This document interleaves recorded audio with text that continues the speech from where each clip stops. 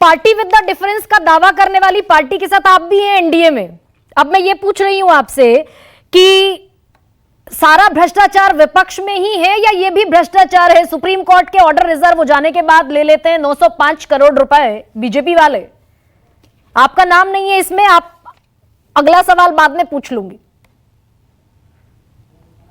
हम भ्रष्टाचार को किसी खास चश्मे से नहीं देखते हैं कि विपक्ष के लोग अगर भ्रष्टाचार में संलिप्त हों तो उनके खिलाफ कार्रवाई होनी चाहिए। सत्ता पक्ष के लोग या हमारी पार्टी के ही कोई लोग क्यों ना हो, अगर उनके ऊपर इस तरह के आरोप लगते हैं तो सघन जांच न हो, उन पर कार्रवाई न हो, सत्ता का लाभ मिले। हम इस पद्धति के खिलाफ हमेशा से रहे। इसका बहुत सारा जीता जागता एग्जाम्पल्स आपने पहले भी देखा है, कई उदाहरण हमारे सामने रहे भी। कि मसला यह है कि जब जहां तक इलेक्टोरल बॉन्ड्स की बात है, हमारी पार्टी के ऊपर जो भी आरोप लगे, आपके डिबेट शो में या अन्य टीवी चैनल्स पर भी हमने पूरी तरीके से उसका जवाब दिया। मसला सिर्फ 10 करोड़ का था, लेकिन अन्य पार्टियों पर अगर लगते हैं, अगर हमसे जुड़ी हुई पार्टियां यानी हमारे गठबंधन की भी पार्टियां हैं, तो बेहतर वो पार्टियां जवाब दे सकती हैं। और हमारा ऐसा मानना है कि इलेक्टोरल बॉन्ड का कोई भी जो मसला है वो पारदर्शी है। इस बात को तो कोई डिनाई नहीं कर सकता है ना कि किसी ने किसी खास पार्टी को चंदा दी, इलेक्टोरल बॉन्ड के माध्यम से चंदा दिया, तो ये पब्लिक डोमेन में है। अगर इसको लेकर सवाल उठते हैं, मान लीजिए कोई कंपनी किसी पार्टी को चंदा देती है और उसको लेकर अगर सवाल उठते हैं उस पार्टी पर, उस पार्टी की नीति पर या किसी वेस्टेड इंटरेस्ट के संदर्भ में कोई सवाल उठते हैं, तो हमें लगता है कि हर पार्टी के लोग शिक्षा में इस बात का जवाब देने के लिए, लेकिन प्राइमा फेसिया इसको एक असर्शन के रूप में देखना, एजम्पशन को असर्शन बना देना कि नहीं अब पार्टी ने अगर चंदा लिया है तो उस पार्टी को इसका लाभ ही मिला है, यह भी कहीं से उचित नहीं होता। नहीं, लेकिन अभिषेक शराब घोटाले के आरोपी को आपकी सहयोगी पार्टी टिकट दे देती है। जब तक वो आपके साथ नहीं था तब तक वो शराब घोटाले का आरोपी था। जैसे ही वो अप्रूवर बना, सरकारी गवाह बना, माफी मिल गई और आपने उसको टिकट दे दिया। टीडीपी की तरफ से टिकट मिल गया, टीडीपी आपके साथ गठबंधन में है, तो ये भी खेल है क्या? नहीं, टीडीपी ने क्या किया है बेहतर वो लोग बता सकते।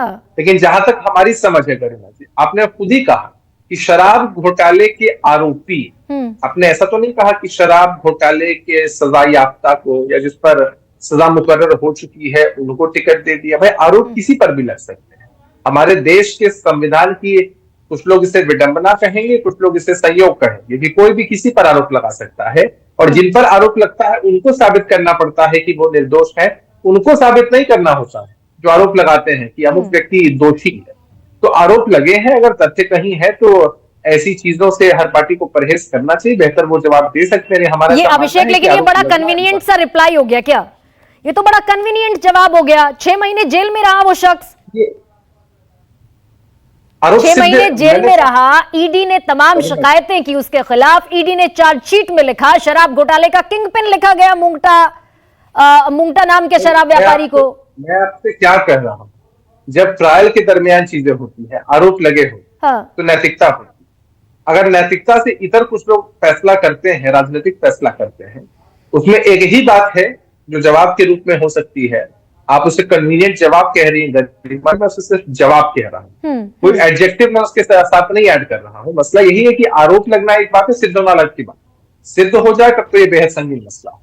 और आरोप लगे हैं, सजा मुकर्रर नहीं हुई है, फिर भी जेल जाना पड़ता है, तो नैतिकता के आधार पर परहेज तो करना ही चाहिए। ऐसे उम्मीदवारों से खासकर परहेज करना चाहिए। तो ये सब संयोग है फिर अभिषेक, मैं ये समझ लूं ना, ये सब संयोग है कि टोरेंट फार्मास्यूटिकल लिमिटेड दवा के टेस्ट में फेल होती है, 61 करोड़ बीजेपी को जाता है। सन फार्मा लेबोरेटरीज लिमिटेड दवा के टेस्ट में फेल होती है, 7 बार 31 करोड़ चला जाता है। Joint health care limited fail होती है, 18 करोड़ चला जाता है। इंटास फेल होता है, 20 करोड़ चला जाता है। आईपीसीए फेल होता है, 10 करोड़ चला जाता है। ग्लेनमार्क का फार्मा फेल होता है, 10 करोड़ चला जाता है। सिप्ला लिमिटेड फेल होता है, 37 करोड़ चला जाता है बीजेपी के खाते में इलेक्टोरल बॉन्ड के जरिए। सब राजनीतिक है क्या फिर?